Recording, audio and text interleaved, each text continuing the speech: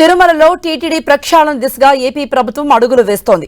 తిరుమల నుండే ప్రక్షాళన మొదలు పెడతామని ఇప్పటికే సీఎం చంద్రబాబు తెలిపారు. మరోవైపు శ్యామలరావును టీటీడీ ఈవోగా నియమించింది కొత్త సర్కార్. నిన్న బాధ్యతలు స్వీకరించిన కొత్త ఈవో శ్యామలరావు టీటీడీ వ్యవహారాలలో పారదర్శకత ఉండేలా చూస్తామంటూ చెప్పారు.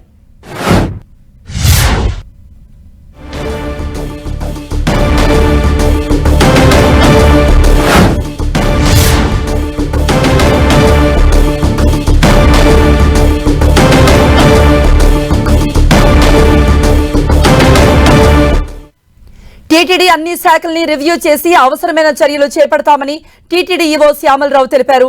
తిరుమలలో సర్వదర్శనం క్యూ లైన్ను పరిశీలించిన ఈవో నడకదారి భక్తుల నుండి వచ్చిన ఫిర్యాదులు తీసుకున్నారు. పారిశుద్ధ్యం, తాగునీరు, ఇతర అవసరాలు తీర్చే విషయంలో పకడ్బందీ చర్యలు తీసుకోవాలంటూ అధికారులకు సూచించారు ఈవో.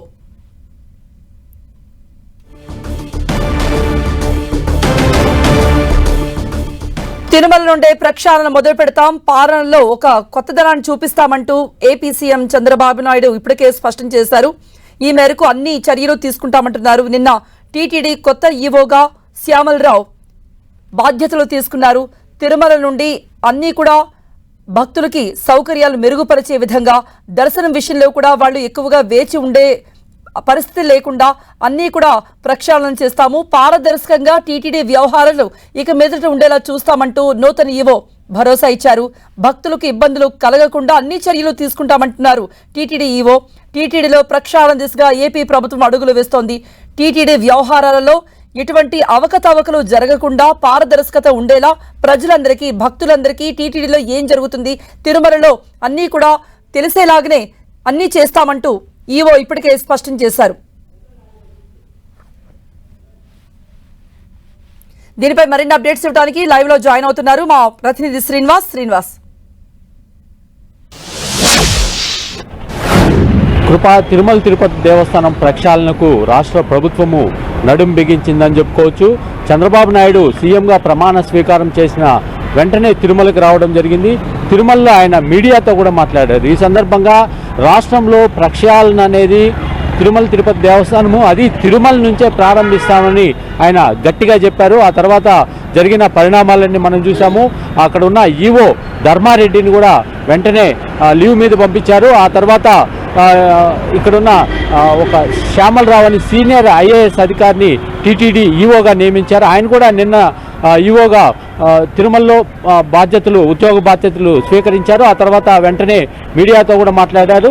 తిరుమల తిరుపతి దేవస్థానంలో జరిగే అన్నీ కూడా పారదర్శకంగా ఉండాలని, గతంలో జరిగిన నిధుల కేటాయింపు కానీ అక్రమాలపైన కానీ విచారణ జరిపిస్తామని కూడా ఆయన చెప్పడం జరిగింది. ఏదైతే నిధులు దుర్వినియోగమయ్యాయో అటువంటి వాటి మీద ఖచ్చితంగా తాము దర్యాప్తు అనేది చేస్తామని కూడా చెప్పారు. ఆ తర్వాత రాబోయే రోజుల్లో తాము చాలా పారదర్శకంగా ఉంటామని కూడా చెప్పారు. ప్రతిదీ కూడా తాము పారదర్శకంగా ఉండే విధంగా చేస్తామన్నారు.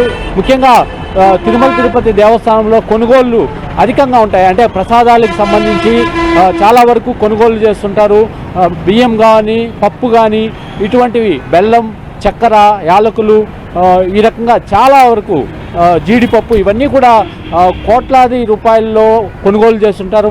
వాటి టెండర్ల విషయంలో కూడా తాము అత్యంత పారదర్శకంగా వ్యవహరిస్తామని చెప్పారు. ఇంకా టీటీడీ నిర్వహించే టెండర్లన్నీ కూడా చాలా పారదర్శకంగా ఉంటాయన్నారు. గత 5 ఏళ్ల కాలంలో టీటీడీ టెండర్ల పైన కానీ, తిరుమలలో చాలా బ్రేక్ దర్శనాల అక్రమాలపైన కానీ ఇవన్నీ కూడా చాలా విమర్శలు వచ్చాయి. 5 ఏళ్ల కాలంలో చాలా అవినీతి జరిగిందంటూ ఒకవైపు టీడీపీ వాళ్ళు ఆరోపణలు చేశారు.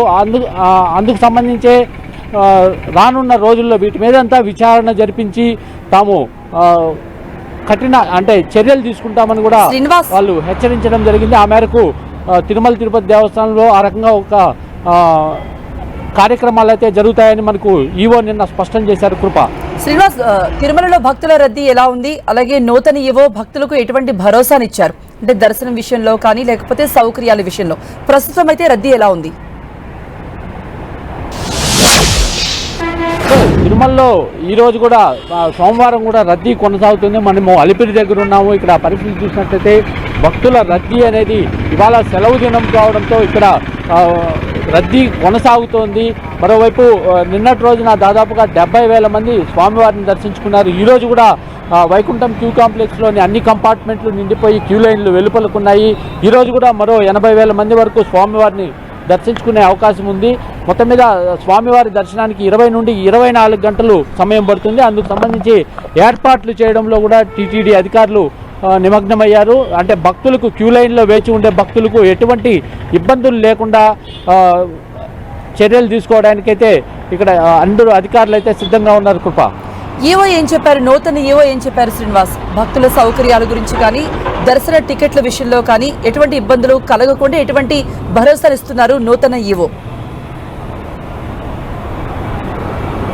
అంటే నిన్న ఈవో క్యూ లైన్లను పరిశీలించారు. అక్కడ లోటుపాట్లన్నీ కూడా భక్తులను అడిగి తెలుసుకున్నారు స్వయంగా.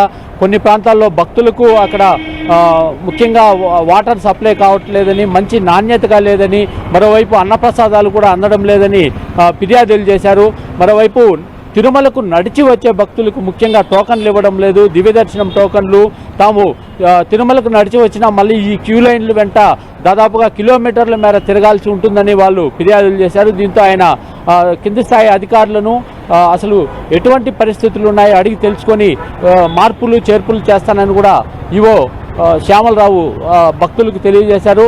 ఆ రకంగా ఆయన రాబోయే రోజుల్లో అన్ని విభాగాలను ఒక అధ్యయనం చేసి టీటీడీ మీద పట్టు సాధించాలన్న దీంతో కూడా ఉన్నారు.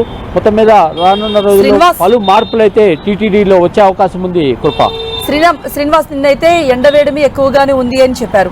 కొన్ని చోట్ల నిన్న రాత్రి అయితే ఏపీలో కొన్ని ప్రాంతాల్లో అయితే వర్షం కురిసింది. సో ఈ రోజు ఎలా ఉంది అక్కడ తిరుమలలో? వెదర్ ఎలా ఉంది? భక్తులకి ఎటువంటి ఇబ్బంది లేదు కదా? తిరుమలలో అయితే ప్రస్తుతము సాధారణ పరిస్థితిలో ఉన్నాయి. తిరుమలలో దాదాపుగా 30 డిగ్రీలు సెంటీగ్రేడ్స్ ఇప్పుడు ఉష్ణోగ్రతలు నమోదవుతున్నాయి. భక్తులకు కూడా నార్మల్గానే ఎటువంటి ఇబ్బంది లేదు. భక్తులు క్యూ లైన్లో వేచి ఉండే సమయంలో కూడా వాళ్ళకి షెల్టర్లు ఉంటాయి. అయితే భక్తులకు మాత్రం ఎటువంటి ఇబ్బంది లేదు. ఇక్కడ ఉష్ణోగ్రతలు కూడా కాస్త తగ్గుముఖం పట్టాయని చెప్పుకోవచ్చు. అంటే ఋతుపవనాలు ఒకవైపు విస్తరిస్తుండడంతో కాస్త ఉష్ణోగ్రతలు కూడా తగ్గుముఖం పట్టాయి. కృప రైట్ శ్రీనివాస్, నిన్న నూతన ఈవోగా శ్యామలరావు